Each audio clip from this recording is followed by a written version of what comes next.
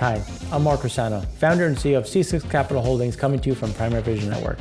So unfortunately, we didn't have our EIA and Econ show. I got into a bad accident on Tuesday, so we had to skip that, unfortunately, but we're back. We have the FSE show. So we're going to do the frac spread count, we're going to do rig count, and then we're going to give an update on what's happening with Russia, Ukraine, how is that impacting commodities, and where is inflation now, and where do we expect it to go over the next month or so, just because it's important, because unfortunately, Russia, Ukraine is very much linked to where U.S. inflation is now and where is it going to go over the next few months.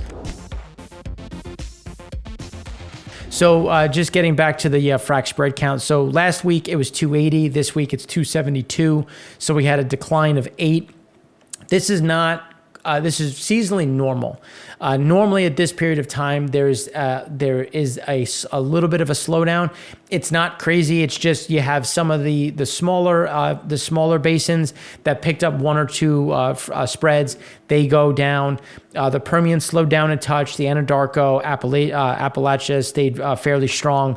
Then when you look at what's happening in the south, like the Haynesville, that has slowed down just a bit. But again, all of this is very seasonally normal. This isn't any indication on a political basis. This is just what normally happens. We typically have a pause of activity, a slight decline of activity, and then as you get into April, it starts to increase. So when you look at what we've said over the last few weeks, we were saying that we were going to see this dip after we hit that 290. We expected to see it drop. So again, everything is very much in line with what is normal as we continue to have rig counts running higher, which is what we've been talking about, where the energy companies and E&P companies, they need DUCs. So they need to keep the rigs operating in order to make sure that there's enough work to keep them busy as we go through the kind of those core months of April through, let's call it August, of that peak activity until we start getting into more seasonality. So just going back to rigs, here you can see that on a horizontal basis, there was 12 rigs added. Directional, there was 3, and then there was only 2 vertical that dropped off. So to give you an idea, there's still a lot of DUCs being formed. Horizontal, directional, obviously the horizontal is the key. And even though we've seen a decent amount of kind of this ebb and flow, it's all been a very steady increase, especially on the horizontal side.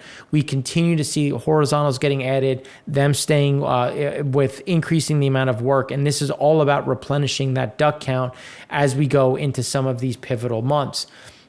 Now, some of the big issues that we continue to see is on the volatility side, and when you look at what is happening in the energy space, they're beholden to logistics, they're beholden to supply chain, and we've said it since August of last year when we put out a very I think comprehensive article talking about where there were problems, what the supply chain problems look like, and they're just getting magnified, especially when you start thinking about steel and some of the other important components.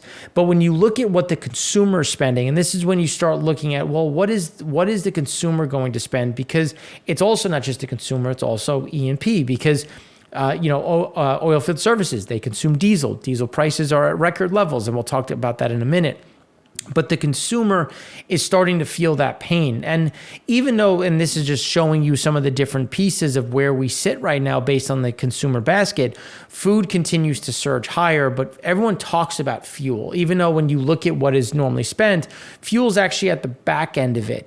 It's the most direct. You go to the pump, you put your credit card in, and you see what you're spending. And that's a little bit of the depressing side, and that's the one that you feel the most, and just based on the number, I mean, you're seeing a bigger shift in terms of just what that net number is. Now, food is typically a bit more hidden, because if eggs go up from $3 to $3.15, you're not seeing a huge increase. But when you look at, it's not going, like, eggs aren't going from $3 to $3.15, they're going from $3 to $4.15. Meat, vegetables. So that's actually becoming a much bigger talking point at this juncture, because people's bills, food bills, they're not going up by, my food bill was maybe $10 more expensive. I mean, you're talking $150 more expensive when you do a shopping for your family, which is a big hit. Now, another component that makes that hit harder is the slowdown in real wages. We had another drop of real wages.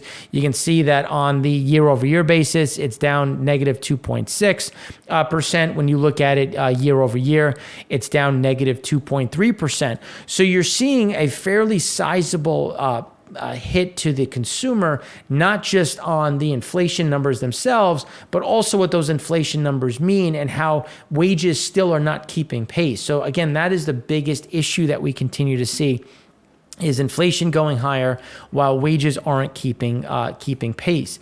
Now, when we look at diesel, gasoline sales, this is when we have to talk about the CPI numbers that we saw in February.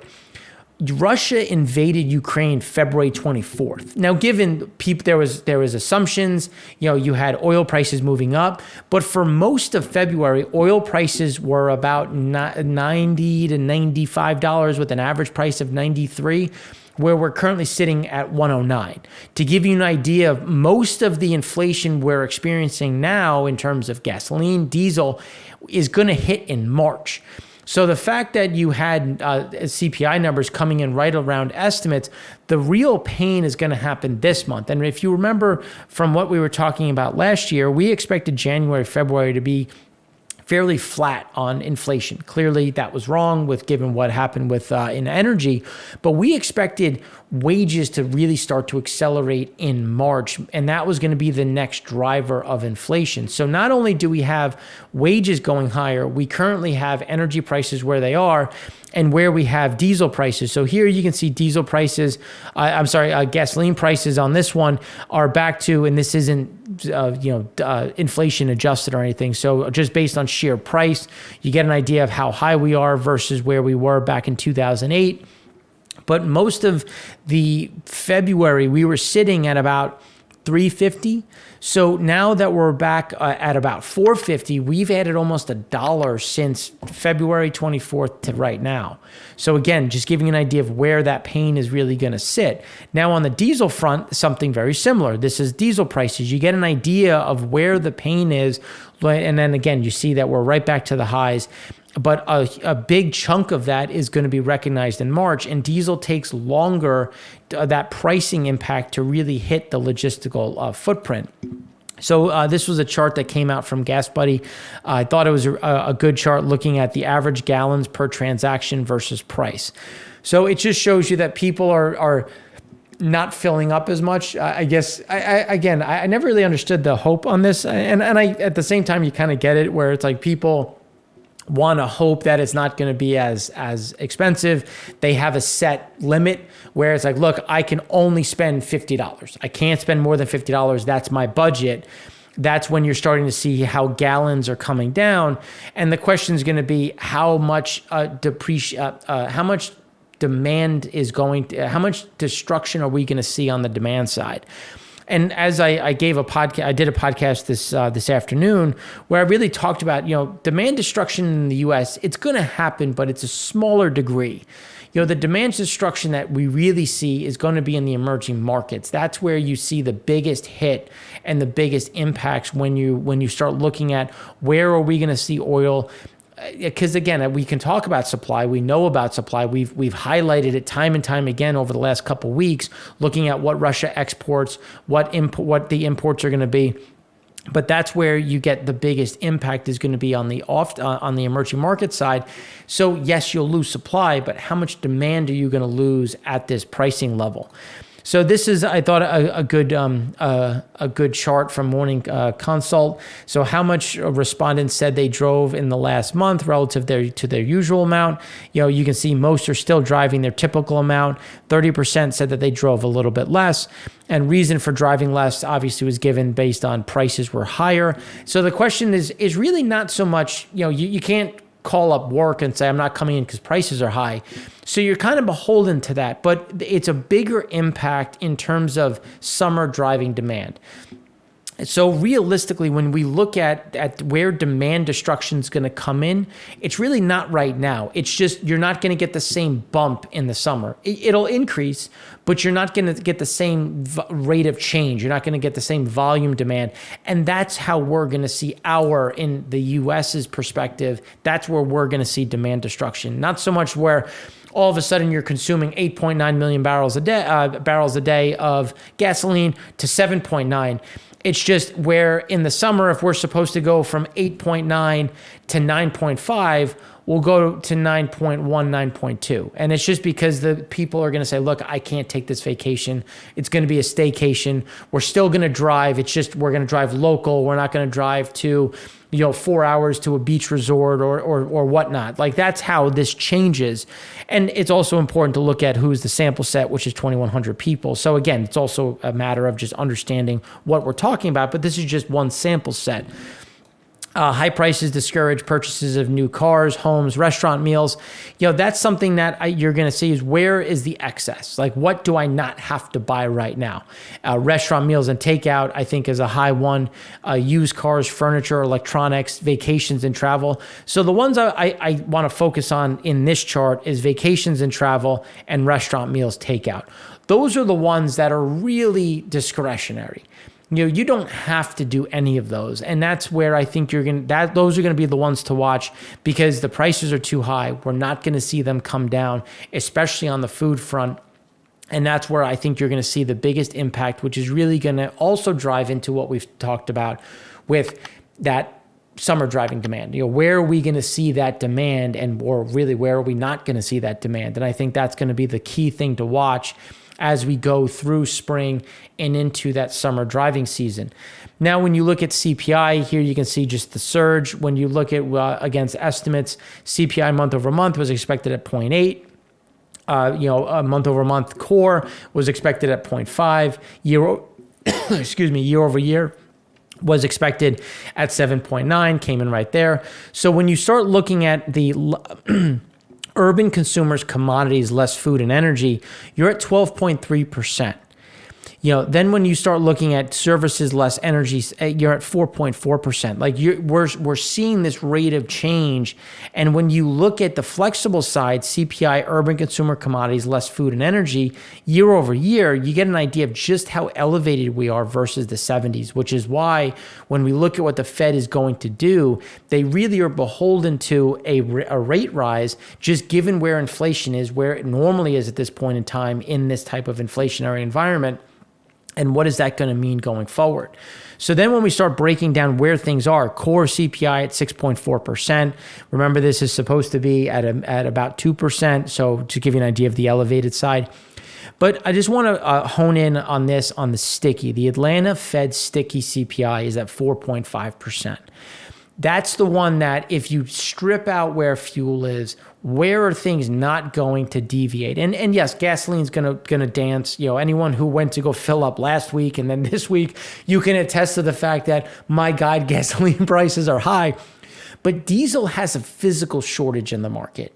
And that's only going to get worse without Russia. So diesel is a key component for a lot of these sticky capacity from building a home, from moving things through the supply chain. And that's not going down. So yes, gasoline will waffle. I think food is stickier than what people expect. So I just, that's a long way of saying that sticky is going to be, I think, biting into living wages and how much excess people have. And the longer it happens, I mean, it was hitting at the end of last year, as we saw in retail sales. Then we had a little bit of a bump in Feb. But when you start looking forward, as people keep getting hit, keep feeling worse, keep doing less, that's going to be really hit into how much are people going to drive and how much activity is going to be had in the summer months. And I think that's going to be something to watch. And just looking at where does that sit, well, you look at consumer sentiment, which is coming in at 2011 levels, expectations falling again to 2011 levels, below where we were in 2020, because people are concerned. When you look at expectations, inflation, expectations 1 year out was expected at 5.1%, came in at 5.4%. So you're starting to see it actually hit. The question is, when does this pivot to sales? And I think it already has. It's just a matter of when does the data start to reflect it, because there is a bit of a lag between expectations and what are you willing to spend and how much savings. Like if you have a couple of extra grand in the bank, maybe you'll spend as close as normal as what you can. But again, these are things that are going to continue to weigh on the underlying components. So now back to everybody's favorite topic, or the one that you can't get away from, the Russia-Ukraine war. And the thing that we want to look at is where are some of the different shifts. Kyiv still stands. There's most of the major cities are still under Ukrainian control. They've had some very effective counterattacks. They're moving with light military use. And what that means is they're not using mechanized movements in order to counterattack. They're going on foot. They're using infantry with a lot of the anti-tank equipment and really doing a number on the supply chain. But again, Russia has sheer numbers, and you're seeing that where they're slowing the beast, but it's still not stopping it. So they're still continuing to fight. The key for Ukraine is maintaining the western routes as open. So far, they're still holding firm in the southern part of the country as well. They're using things that we've been talking about, tactical retreats, using the topography to their advantage. The mud season is really bad right now. We're seeing lots of videos of equipment that is stuck. This is something that we've been talking about since December. And people were telling me that tanks are built for mud. And then, again, you can only tell people, it's like, I don't think you appreciate the kind of mud we're talking about. And now people are like, oh, this is the mud you were speaking of. It's like, yes, this is, it's not the same. It's a special type. So when you look at where things continue, there's bombardments that are continuing in Kyiv. On the western side of the country, and then the question is, where does this end? And I think the exit route, it's a matter of what is the off ramp for Putin. And one of the things that I brought up on the podcast I did this morning, we have to make it very clear that the sanctions on the people of Russia, once this ends, those will be lifted. Because yes, I don't think they'll be lifted against Putin. You have to send a message. But we also don't want to sanction the people who really have no choice. And you can argue there's a choice to a degree, which there is. But just take lessons from World War I, when we wanted to embarrass Germany, make them pay for what they did, and look at what that gave rise to. So you want a balance of, look, they need to be punished in the sense of they need this to stop. But once it's over, in whatever shape, way, or form that looks like, we have to make sure that the Russian people recognize that they're not the target, and that the moment this is alleviated, we will try to make them whole. There will be trade. There will be things, because we don't want something worse than Putin to come in as an anger, because what is more of a rallying cry than getting a common foe?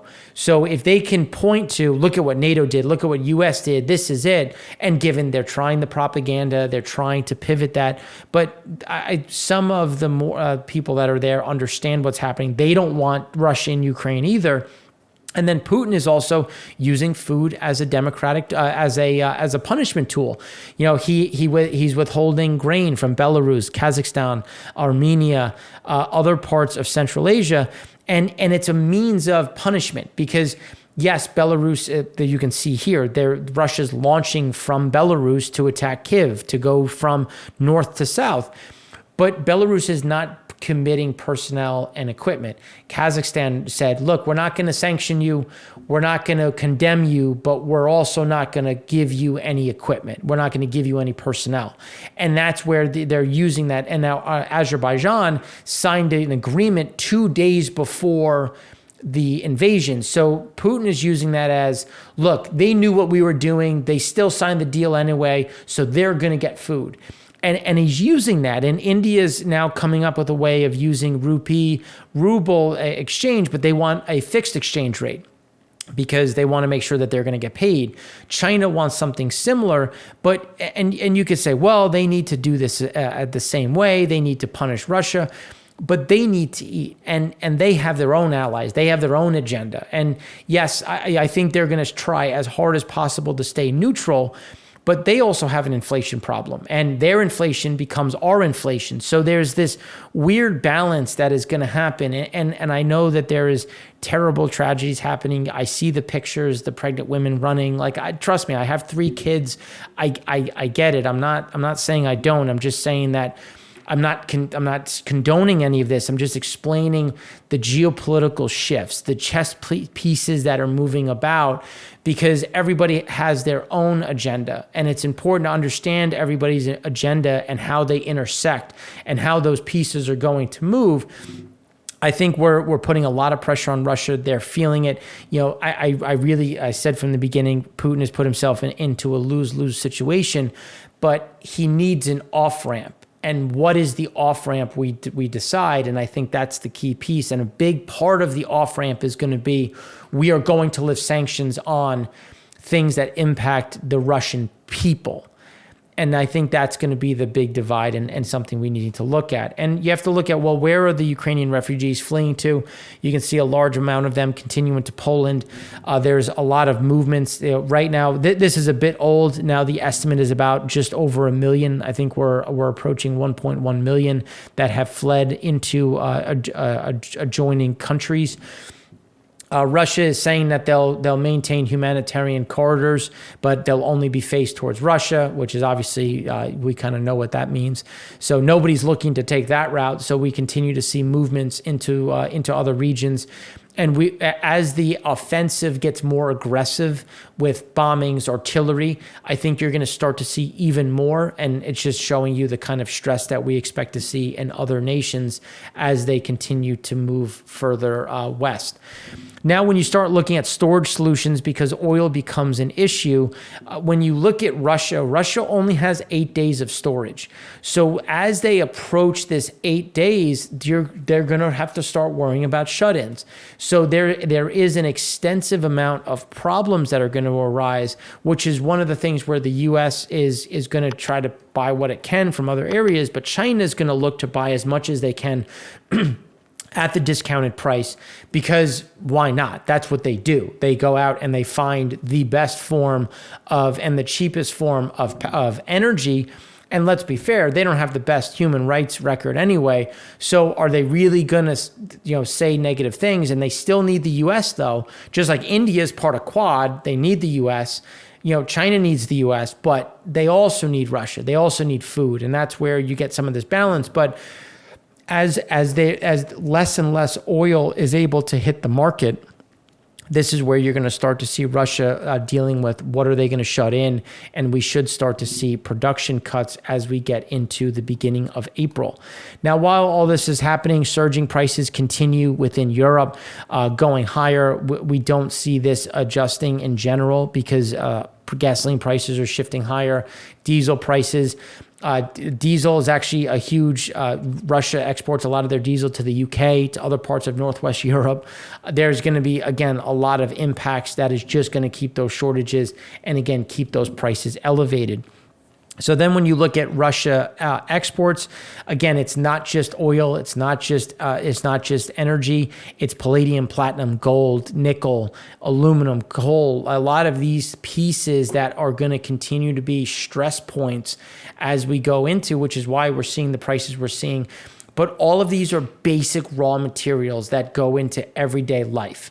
And as those prices go up, especially nickel, aluminum, coal, those pieces are going to increase prices abroad, which the U.S. and other nations are going to import. Now, when you look at China food, it just gives you an idea of the amount of net imports, with a large amount coming from the Ukraine. I mean, we're talking about the amount that, and I can pull up the actual number. I forgot to write it down. 11 million. So last year, China imported a record 28 million metric tons of Ukrainian corn.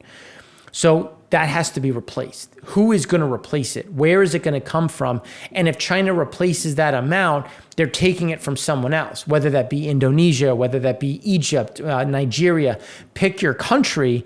That's going to have to be accounted for. And you can see that big spike in corn, which again is leading to China needs food.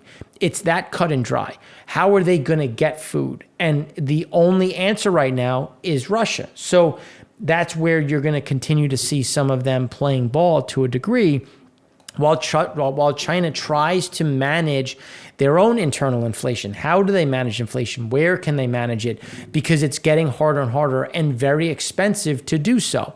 So here's when we just look at coal in January, February of 2020. You can see how much of it came from Australia.